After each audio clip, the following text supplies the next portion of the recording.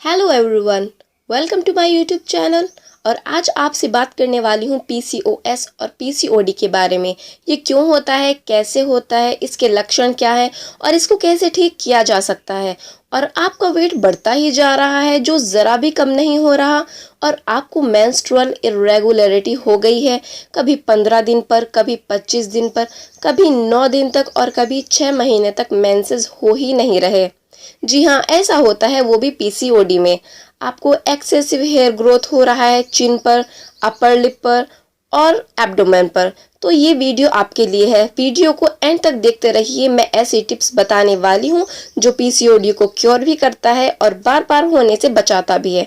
किस तरह से आपको आपका वेट कम करना है, किस तरह से आपको आपका हेयर ग्रोथ कंट्रोल करना है, ये सारे टिप्स आज आपको मिलेंगी। तो आखिर तक इस वीडियो में बने रहिएगा।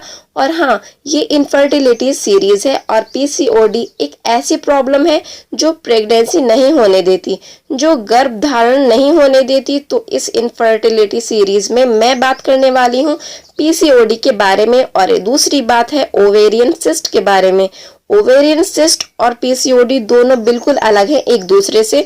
और तीसरी बात आती है फैलोपियन ट्यूब ब्लॉकेज की। और आपको पता होगा कि अगर ट्यूब ब्लॉक है तो कभी भी कंसीव नहीं किया जा सकता। मैं आपको बताने वाली हूँ ऐसी सिंपल टिप जो आप सोने से पहले एक बार करके सो जाए, जो आप ट्यूब को खोल देगा। इनफर्टिलिटी सीरीज में हम बात करेंगे मेल इनफर्टिलिटी और फीमेल इनफर्टिलिटी। मेल इनफर्टिलिटी में स्पर्म काउंट को कैसे बढ़ाते हैं। सिर्फ 1 महीने में आपका स्पर्म काउंट 1 से लेकर 50 तक हो जाएगा। ये फॉर्मूला मैं बताने वाली हूँ। तो बने रहिए इनफर्टिलिटी सीरीज में मेरे साथ। अगर आप पहली बार मेरे चैनल पर हैं तो चैनल को सब्सक्राइब कर लीजिए, क्योंकि यहाँ पर अच्छी अच्छी और यूनिक वीडियोस रोज आती रहती हैं जो आपको यूट्यूब पर कहीं नहीं मिलेंगी। और अच्छी सी टिप्स होती हैं हेल्थ के बारे में जो आपको बिल्कुल फिट रखती हैं। और वीडियो को आखिर तक देखना ना भूलें और वीडियो को लाइक कर दीजिए, क्योंकि लाइक मिलने से मुझे भी बहुत मजा आता है। तो अब बात करते हैं कि पीसीओडी क्या है। पॉलीसिस्टिक ओवेरियन सिंड्रोम और पॉलीसिस्टिक ओवेरियन डिसीज, जो भी आप इसको कहना चाहें, इसमें होता क्या है। उसमें होता यह है कि एंड्रोजन का लेवल बढ़ जाता है, यानी कि मेल हार्मोन्स का लेवल बढ़ जाता है बॉडी में आपकी। उसकी वजह से होता क्या है, जो हार्मोन्स मेंस्ट्रुअल साइकिल को बैलेंस करते हैं उसका लेवल बिगड़ जाता है, यानी कि अप डाउन हो जाता है।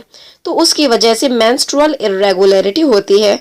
एंड्रोजन का लेवल बढ़ने पर आप में मेल सिम्टम्स आ जाते हैं। मेल हार्मोन्स बॉडी में ज्यादा होंगे तो मेल सिम्टम्स भी आएंगे।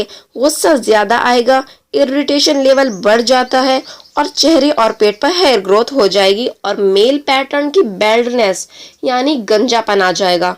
हेयर ग्रोथ भी ऐसी ऐसी जगह पर होती है जैसे कि चिन, बियर्ड की तरह की हेयर ग्रोथ होगी। कई बार तो हेयर की थिकनेस इतनी होती है कि जितनी कि मेल में। बहुत ज्यादा सीवियर हेयर ग्रोथ भी हो जाता है। अब बात करते हैं मेंस्ट्रुअल इरेगुलरिटी की कि ये क्या होता है। मेल हार्मोन बढ़ जाता है तो मेंस्ट्रुअल इरेगुलरिटी हो जाती है। हार्मोन्स होते हैं वो इम्बैलेंस हो जाएंगे, उसकी वजह से ओवुलेशन होगा ही नहीं। ओवुलेशन नहीं होगा तो प्रोजेस्ट्रॉन भी हमारी बॉडी में आएगा ही नहीं, क्योंकि जब ओवुलेशन होता है तभी प्रोजेस्ट्रॉन हमारी बॉडी में बनता है। तो जब प्रोजेस्ट्रॉन नहीं बनता है हमारी बॉडी में तो हमारी बॉडी में क्या होगा, उसकी वजह से ये होगा कि एंडोमेट्रियम को ये मैसेज मिलेगा ही नहीं कि हेयर ग्रोथ कम कर दो। तो इसकी वजह से एंडोमेट्रियम की थिकनेस बढ़ती ही जाएगी, उसको ब्रेक डाउन करने के लिए कोई नहीं होगा। तो जब मेंसेस आएगा वो बहुत सीवियर होगा, 1 महीने तक चलेगा, कभी कभी 2 महीने तक चलेगा और सिर्फ मेडिसिन लेने पर ही कम होगा। अगर पीसीओडी और ज़्यादा क्रिटिकल होता जाएगा तो ओवेरियन कैंसर या एंडोमेट्रियल कैंसर होने के चांसेस ज़्यादा होते हैं, क्योंकि उसके अंदर ओवुलेशन नहीं होता, प्रोजेस्ट्रॉन नहीं होगा तो एंडोमेट्रियल थिकनेस बढ़ती ही जाती है। तो कहीं ना कहीं एंडोमेट्रियल कैंसर होने के चांसेस बढ़ जाते हैं, लेकिन सबके साथ ऐसा नहीं होता। और जो मेडिसिन मैं आप बताऊंगी तब तो कभी भी नहीं होगा। दूसरी बात करते हैं ओबेसिटी की। इसमें जो एंड्रोजन हार्मोन होते हैं और जो हार्मोनल इम्बैलेंस होते हैं उसकी वजह से वेट कंट्रोल में नहीं रहता है। चाहे आप डाइट फॉलो कर लो या एक्सरसाइज कर लो, जब तक हार्मोनल इम्बैलेंस ठीक नहीं होगा वेट कंट्रोल नहीं होगा। फेस पर एक्ने हो जाते हैं और वो एक्ने तब तक रहते हैं जब तक मेंसेस नहीं आ जाते, चाहे कितनी भी ट्रीटमेंट करा लें। तो ये पीसीओडी बॉडी के अंदर बहुत सारी कंप्लेंट लेकर आती है। इसकी जो सबसे बड़ी कंप्लेन है वो है प्रेगनेंसी, यानी कि जब ओवुलेशन ही नहीं होगा तो प्रेगनेंसी कंसीव ही नहीं होगी। मोस्टली पीसीओडी की डायग्नोसिस प्रेगनेंसी ना होने पर ही होती है। जब लेडीज़ डॉक्टर के पास जाती हैं कि मुझे कंसीव क्यों नहीं हो रहा है बेबी, तब वो चेकअप करेंगी और तब पता चलेगा कि प्रेगनेंसी पीसीओडी की वजह से नहीं हो रही।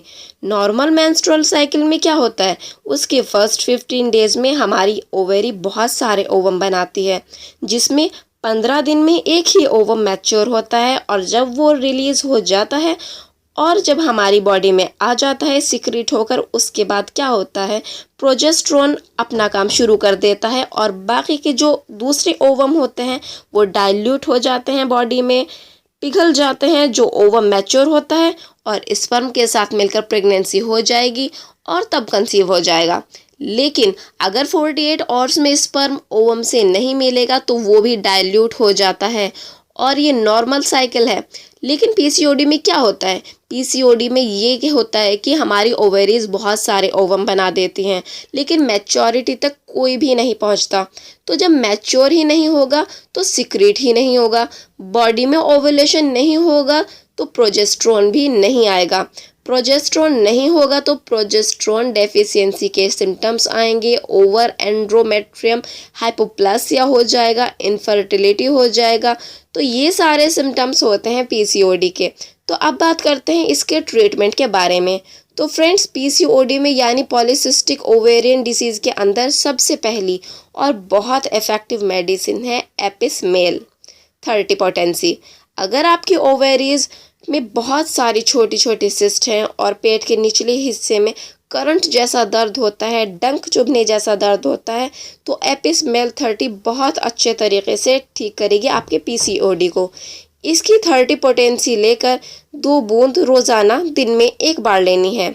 और दूसरी मेडिसिन है पल्साटिला। पल्साटिला के सिम्टम में आपके मेंसेस इरेगुलर तो होंगे लेकिन स्कैंटी होंगे, यानी कि बहुत थोड़े होंगे, बहुत कम दिनों के लिए होंगे और बहुत कम फ्लो होगा। और पल्साटिला के पेशेंट का रंग गोरा होगा। अगर आपका रंग गोरा है और सॉफ्ट नेचर है तो पल्साटिला आपके पीसीओडी में बहुत अच्छा काम करेगा। पल्साटिला 30 2 बूंद लीजिए सुबह में 1 बार। पीसीओडी की तीसरी दवा है सीपिया 30। इसमें आपको बियरिंग डाउन सेंसेशन, यानी कि यूट्रस नीचे की तरफ को आता हुआ महसूस होगा, नीचे की तरफ बोझ महसूस होगा, तो सीपिया 30 इसकी मेडिसिन है और ये बहुत ज़्यादा इफ़ेक्टिव है मेडिसिन इस प्रॉब्लम में, यानी पीसीओडी की प्रॉब्लम में बहुत ज़्यादा इफ़ेक्टिव है। तो इसकी भी 2 बूंद दिन में 1 बार ले सकते हैं।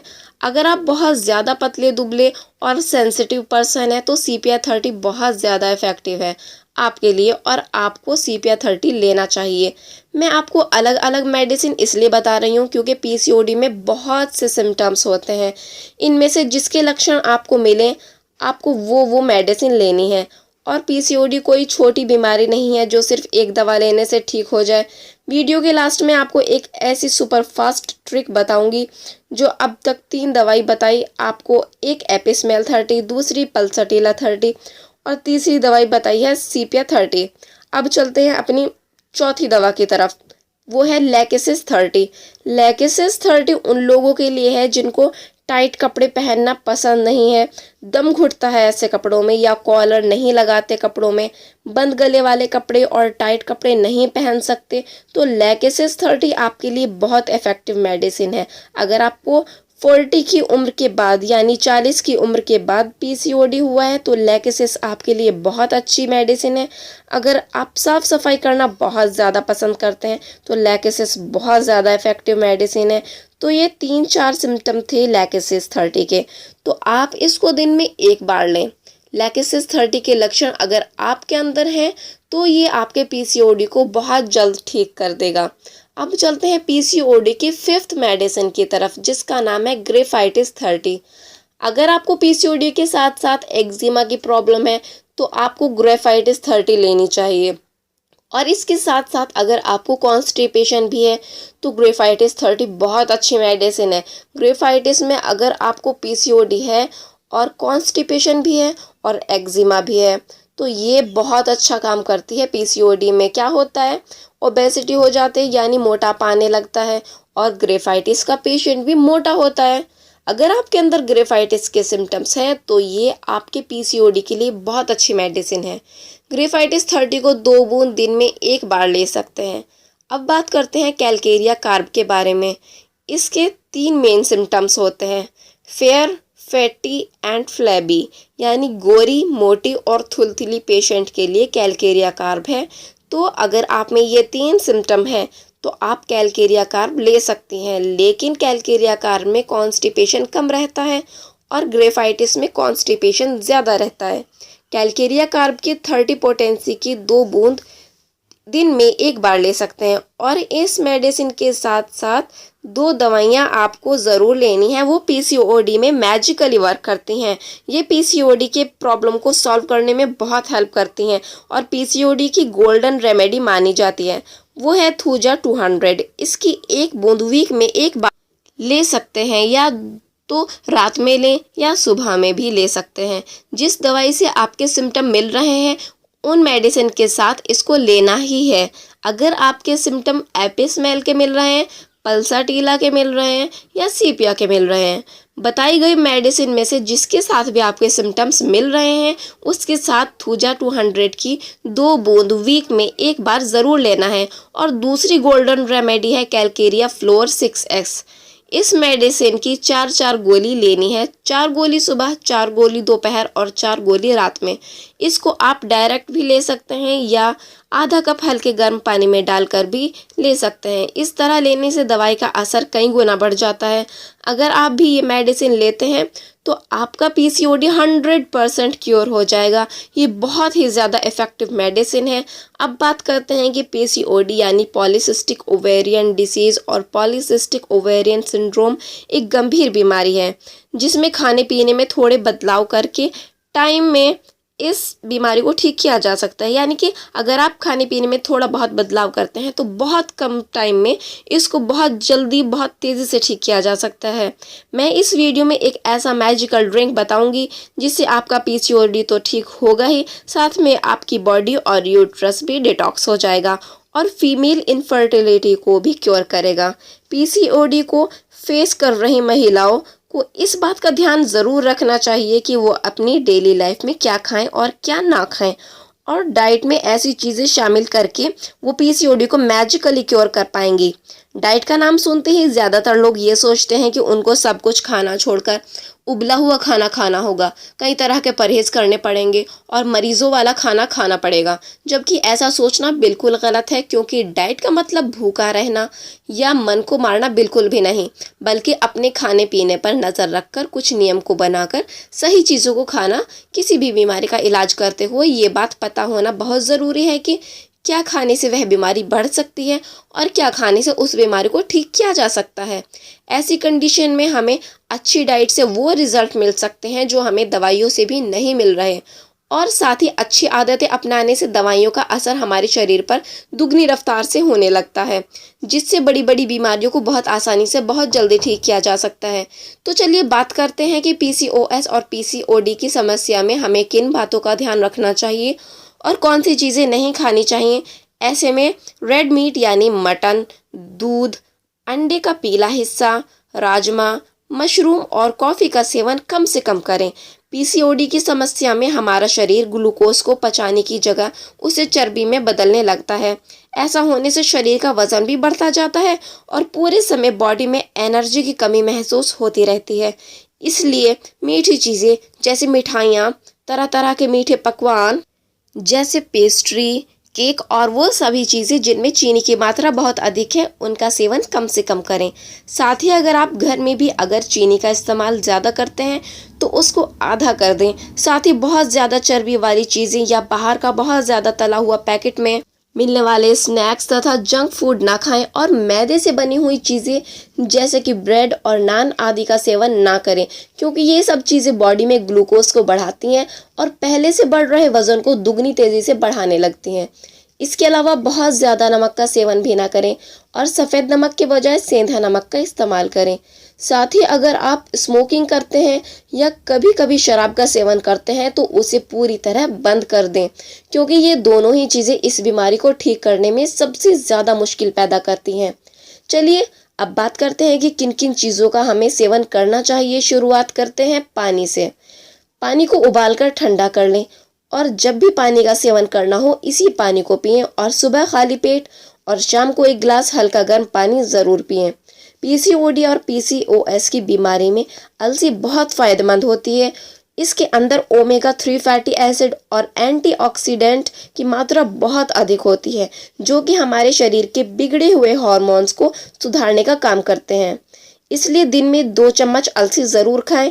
इसलिए पीसीओडी और पीसीओएस में हाई प्रोटीन और हाई फाइबर वाली चीज़ों को खाना चाहिए, क्योंकि बॉडी में अगर प्रोटीन और फाइबर की मात्रा ज़्यादा हो तो दवाइयों का असर और बहुत ज़्यादा बढ़ जाता है और जो चल रहा है इलाज उसका असर सीधे दुगना हो जाता है।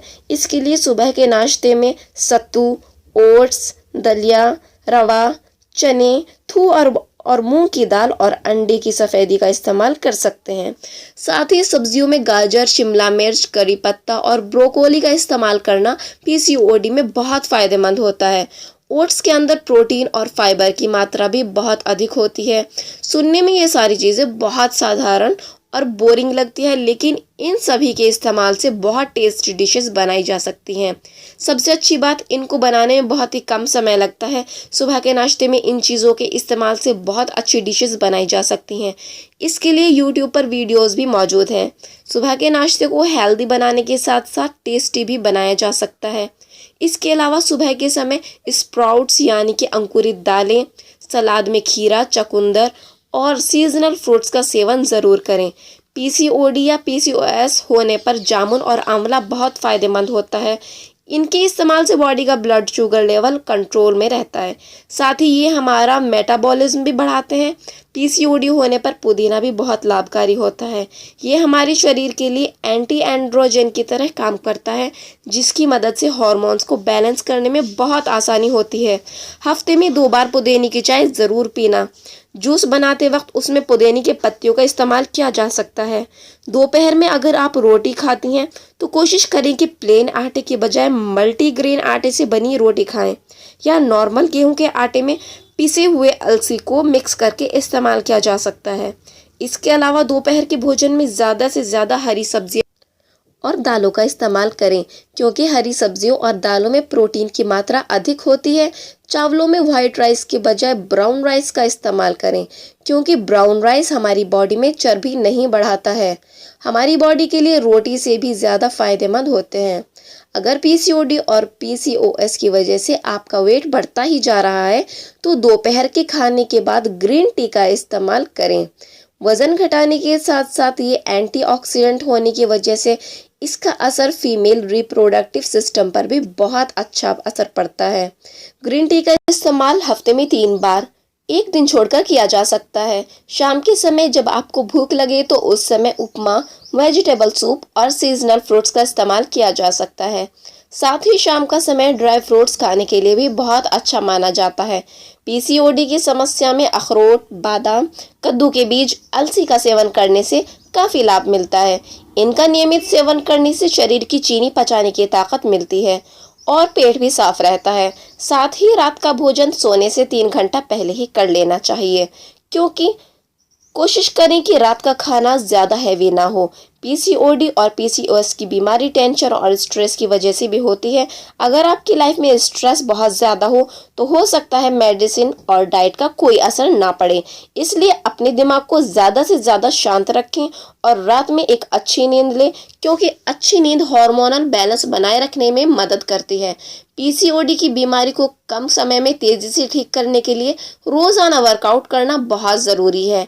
रोज़ाना 3 किलोमीटर तक जॉगिंग करना बहुत फ़ायदेमंद साबित होता है। और अगर आपको ये वीडियो पसंद आया हो तो इसको लाइक और शेयर ज़रूर करें और हेल्थ से रिलेटेड किस टॉपिक पर वीडियो देखना चाहते हैं कमेंट करके हमें ज़रूर बताएं।